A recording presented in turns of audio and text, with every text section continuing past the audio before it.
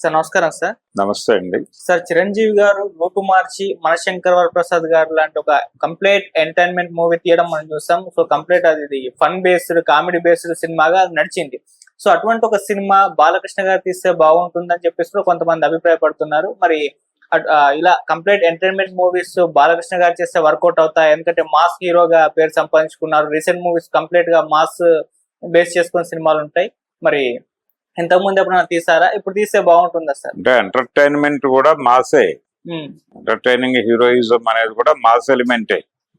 Emotion only కాదు. అయితే emotional క్యారెక్టర్లతో ఎక్కువగా ఐడెంటిఫై అయ్యాడు ఆయన బాలకృష్ణ గారు. అంతే తప్ప ఆయన ఓన్లీ ఎమోషన్ క్యారెక్టర్లు మాత్రమే చేయలేదు, అన్ని రకాల పాత్రలు చేశాడు ఆయన. విశ్వనాథ్ గారి డైరెక్షన్ లో జననీ జన్మభూమి లాంటి సినిమాలో కూడా అద్భుతమైన పెర్ఫార్మెన్స్ చేశాడు ఆయన. కాకపోతే ఆ సినిమా ఆశించిన స్థాయి విజయాన్ని అందుకోలేదు అనే వెలితి ఒకటి ఉంది. కానీ బేసిక్ గా ఆయన మంచి ఆర్టిస్టే. అంటే డైరెక్టర్ చెప్పి చేయించుకుంటే బాగానే చేస్తాడు బాలకృష్ణ గారు. క్యారెక్టర్ని ఆయనకు అర్థం చేయిస్తే ఆయన దాన్ని అల్లుకుని వెళ్ళిపోగల నట సమర్థన, అంటే ఆ సామర్థ్యం ఉంది ఆయనకి.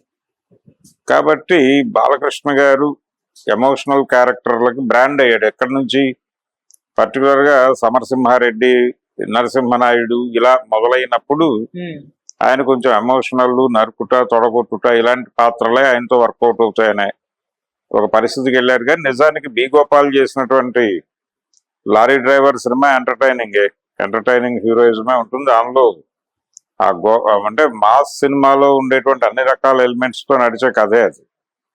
అలాగే కోడి రామకృష్ణ గారితో ఆయన చేసిన సినిమాలన్నీ కూడా ఆ తరహా సినిమాలే. అది మంగమ్మ గారి మనవడు కావచ్చు, లేకపోతే ముద్దుల మావయ్య కావచ్చు, ఏదైనా దానిలో కొంచెం ఎమోషన్ ఉంటుంది, కానీ అది వేరే ఫ్యామిలీ తరహా వ్యవహారం. అలాగే దేవి వరప్రసాద్ గారు తీసినటువంటి భలే దొంగ అనే సినిమా కూడా కోదండరామిరెడ్డి గారి డైరెక్షన్ లో వచ్చింది. అది కూడా ఎంటర్టైనింగ్ సినిమా. అలా చాలా సినిమాలు చేశాడు ఆయన. ఆదిత్య 369 కూడా దాదాపు ఎంటర్టైనింగ్ మూవీని. అందులో ఆయన క్యారెక్టర్ లో కామెడీ ఇది ఉంటుంది, ఆ టింజ్ ఉంటుంది. అలాగే ఆయన బాగా రక్తి కట్టించగలిగాడు కూడా. అంటే ఎన్టీఆర్ కొడుకు అవటం అనే ఒక అడ్వాంటేజ్ మీద రాసుకున్న స్క్రిప్ట్ అది. ఆయన కృష్ణదేవరాయలుగా ఆయనకు ఒక ఇమేజ్ ఉంది. ఆ ఇమేజ్ ని కొడుకు మీద వర్కౌట్ చేయొచ్చు అనేటువంటి స్కీమ్ లో భాగంగా బాలకృష్ణతో మాత్రమే ఇది వర్కౌట్ అవుతుంది అనుకుని చేసిన సినిమా అది. నిజంగానే దాన్ని మెప్పించాడు ఆయన, అక్కడ డిసప్పాయింట్ చేయలే. అలాగే బాలకృష్ణతో సినిమా చేయటం అనేది తనకి హ్యాపీగానే అనిపించింది చాలా సార్లు ఆయన సంగీతం గారు చెప్పుకున్నాడు. అలాగే జంధ్యాల గారి డైరెక్షన్ లో కూడా సినిమాలు చేశాడు కదా ఆయన. సీతారాం కళ్యాణం సినిమా హిట్టే కదా, యువచిత్ర బ్యానర్ లో. నారీ నారీ నడుమ మురారి కోదండరామిరెడ్డి డైరెక్షన్ లో ఆయన యువచిత్రాకి చేసిన సినిమా, అది హిట్ సినిమాయే కదా. అదే ఎంటర్టైన్మెంట్ టోటల్ గా. ఎంటర్టైనింగ్ హీరోయిజం కూడా బాలకృష్ణ మీద వర్కౌట్ అవుతుంది డెఫినెట్ గా, కాదు అని కాదు. అయితే ఈ మధ్య కాలంలో ఫ్యాన్స్ లో ఒక అభిప్రాయం, అనిల్ రావిపూడి చేసినటువంటి బాలకృష్ణతో చేసిన సినిమా ఎమోషనల్ సబ్జెక్ట్ అది. ఏది భగవంత్ కేసరి. అలా కాకుండా ఈ తరహా సబ్జెక్ట్ కనుక చేస్తే బాగుండేది. అది బాలకృష్ణ తరహా సబ్జెక్ట్ కి తను వెళ్ళాడు.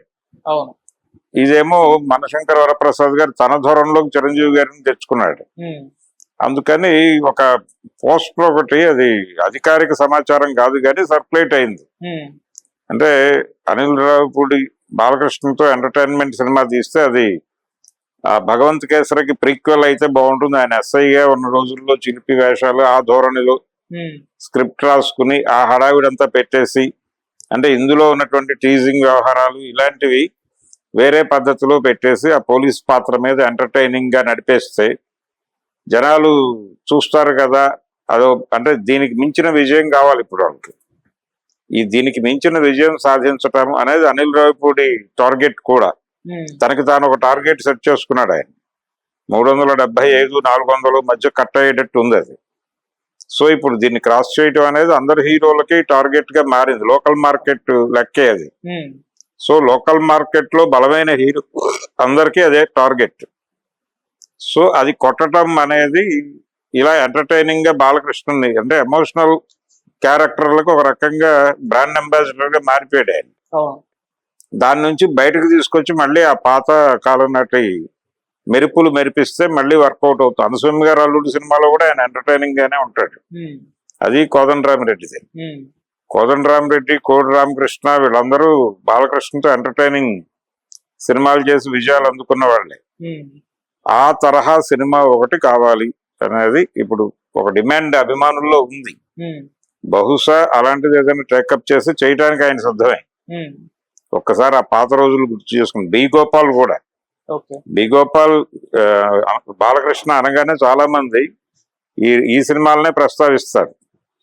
సమరసింహారెడ్డి, నరసింహనాయుడు అంటారు కానీ నిజానికి ఆయన చేసినటువంటి లారీ డ్రైవర్ కావచ్చు, రౌడీ ఇన్స్పెక్టర్ కూడా, అది కూడా ఎంటర్టైనింగ్ స్క్రిప్టే. అందుకని ఆ ఏరియాలో కూడా బాలకృష్ణ మంచి పెర్ఫార్మెన్స్ చేయగలడు. సో ఎటువంటి ఇబ్బంది లేకుండా ఆయనతో ఎంటర్టైనింగ్ సినిమా ఒకటి, ఎంటర్టైనింగ్ హీరోయిజం ఆధారంగా ఒక సినిమా చేసుకోవచ్చు, నో ప్రాబ్లం. సో ఇప్పుడున్న పరిస్థితుల్లో అనిల్ రావిపూడి గారు తప్ప ఇంకొక ఆప్షన్ లేదనుకుంటాను సార్ ఈ జోనర్ లో. అలా ఏం లేదు, ఆయన ఒక పద్ధతిలో వెళ్తున్నాడు. చాలా మంది ఆ తరహా సినిమాలు తీయగలిగిన సత్తా ఉన్న డైరెక్టర్లు ఉన్నారు. అంటే ప్రాపర్ స్క్రిప్ట్ తో వెడితే వర్కౌట్ అవుతుంది. ఆ ప్రయత్నం ఏదన్నా జరిగితే బాగానే ఉంటుంది. అనిల్ రావిపూడి అనే ఉంది, బాబీ కూడా వాల్తేరు వేరే సినిమా బాగానే చేశాడు కదా, ఎంటర్టైనింగ్ హీరోయిజమే. దాని ఎక్స్టెన్షనే కదా దీనిలో చూసింది మనశంకర వరప్రసాద్ గారిలో. సో బాబీతో ఎలాగూ సినిమా ఉంటుంది ఇతనికి. బాలకృష్ణ గారికి సినిమా ఉండే అవకాశం ఉంది. ఆయన చిరంజీవి నుంచి మళ్ళీ బాలకృష్ణకి వచ్చే ఛాన్స్ ఉంది.